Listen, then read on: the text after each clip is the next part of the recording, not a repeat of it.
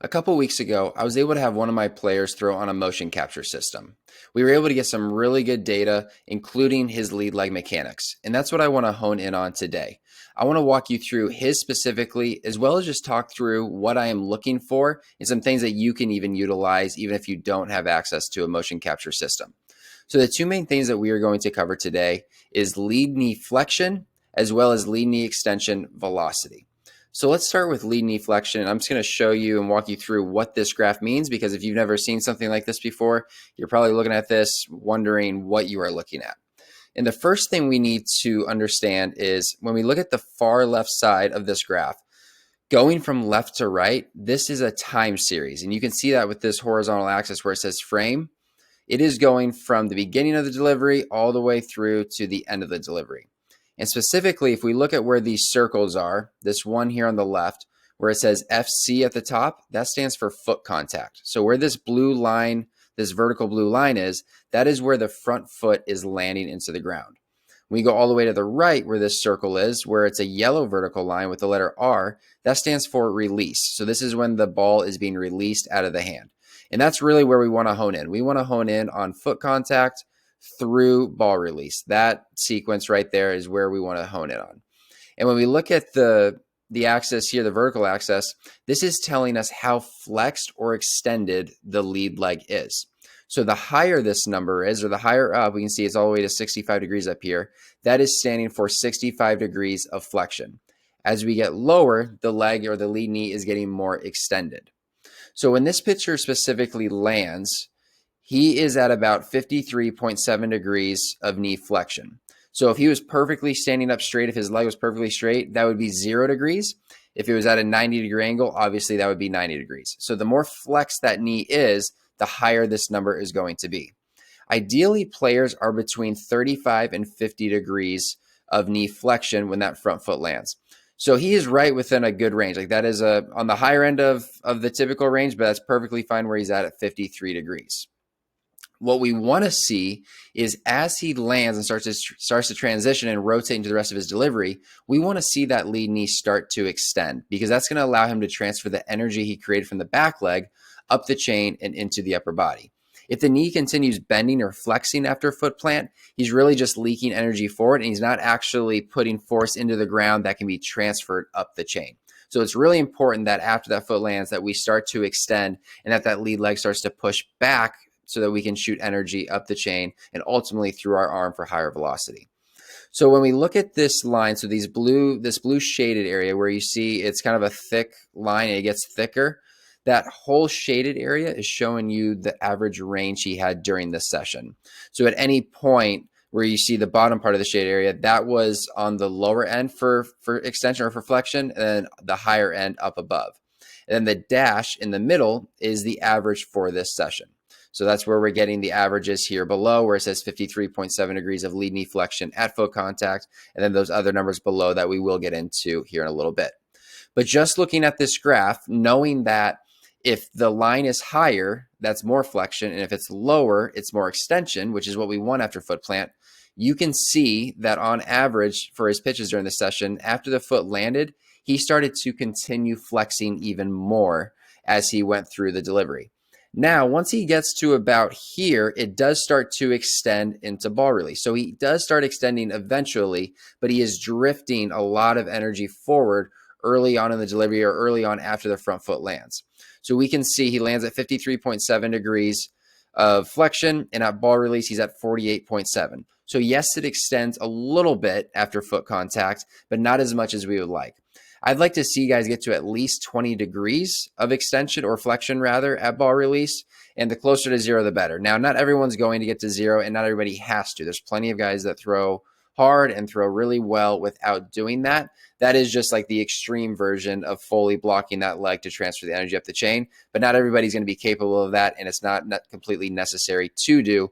We just want to make sure that we're not drifting energy forward and that we are starting to extend after foot plant. So we can see on some of his highest ones, he got all the way up to 65 degrees of flexion, starting at about 50 degrees, 53 degrees. So that is a significant amount of drift forward before it starts extending. So we definitely would like to see that extending a little bit faster after foot plant into ball release. So now that you understand lead knee flexion and what we're looking for there, Now let's talk about lead knee extension velocity. So this is just measuring how fast that lead knee is extending. Now, it doesn't matter how flexed it is or what the starting point is for flexion. It's just at any point, and there's a bunch of categories listed here below, but just at any point, what is that peak speed of that extension velocity? And it can be through a very short range. It could be, from 53 degrees to 50 degrees, but what is that number? How fast is it extending? Now, I want to see what the peak velocity is at ball release because that's ultimately where it matters. That's where we want to transfer the most energy is through the hand into ball release. And we can see here at this bottom line where it says lead knee flexion extension velocity at BR, that stands for ball release, he is at about 214 degrees per second. So once again, if you've never seen this, you probably have no idea what would be a good number, what would be a bad number. I can just tell you my experience in professional baseball and having access to this information that we typically want to see guys closer to 400 degrees per second or higher. With some guys, the elite throwers are upwards near 500 degrees per second. So 214 is definitely well below average, and I definitely would like to see that climb up a little bit higher. And just so you can look at this graph a little bit, you can see, sorry, I'm trying to zoom in a little bit for you. You can see that at foot contact, which is right here, so this vertical blue line, and then through ball release, which we can see here. Sorry, it's zooming out a little bit. He is extending, right? It's getting faster gradually, and it is about at his peak velocity at ball release. So the timing of the extension velocity is good. It's just not very high. So he's just not able to get a lot of force into the ball through lead knee extension velocity. So now we understand what the issue is, right? Anyone can diagnose an issue. If you just learn this stuff and study this enough, you can learn what's good, what's bad. But what ultimately matters is how do we actually improve it? How do we get better? Because that's what matters the most, right? Like anyone can evaluate, but actually teaching and improving is what ultimately matters. And for this guy specifically, I can tell you, and there isn't a graph showing this one, or I don't have a graph on me to show you, but when he lands, his hips are only open about 16 degrees. So to give you perspective, if you are a right-handed pitcher, if your belt buckle is facing perfectly towards third base, that would be 0 degrees of pelvis rotation. If you're a lefty, it would be 0 degrees if your belt buckle is facing perfectly towards first base. If you are facing perfectly towards home plate with your belt buckle, that would be 90 degrees. And the typical range that we want to see when that front foot lands is between 35 and 50 degrees. So basically think about your belt buckle being in between first base if you're left-handed and home plate, or third base and home plate if you're right-handed. So for him at only 15, 16 degrees, he is really closed off at foot plant. And what happens is a big thing for lead leg block is the rotation of those hips. So as you rotate, that lead hip is going to start to pull back, and that's what's going to allow it to extend. But if I'm landing super closed, it's going to take a little bit more time for me to rotate before that lead leg starts to extend. And that's why when I go back to this page, you can see he does start extending eventually, but it takes a little bit of drifting. And that's probably because he is late with the hip rotation. But once it actually gets into a good position to where it can block and start to pull back, that's when he does start extending, but it's just happening too late. So that is one of the main things that guys that have a poor lead leg want to work on, is just that pelvis rotation. Either you are pushing or jumping off the mound, which is causing you to not rotate, but just extend off the lead leg, or you're just not very good at rotating. It's just a very pushy delivery, and it's just happening very late. Now with the extension velocity, there could be a couple culprits of this. It could just be simply that he just can't rotate fast. He needs to work on his rotational velocity and being able to rotate fast. Another idea could be because his hips are late, he just doesn't have as much time for him to gain peak velocity to get to a high number. That is a possibility, but I will say I have seen guys with late hips that still have a high peak velocity despite not having necessarily a lot of extension in that lead leg at ball release. So that one's probably not it. Just knowing this player, I can tell you it's likely due to him just not being able to rotate very fast. But for me, regardless, like the first step would be just getting his hips in a better position so that he can start to rotate better, accept that force, and actually put himself in a good position to block with that lead leg.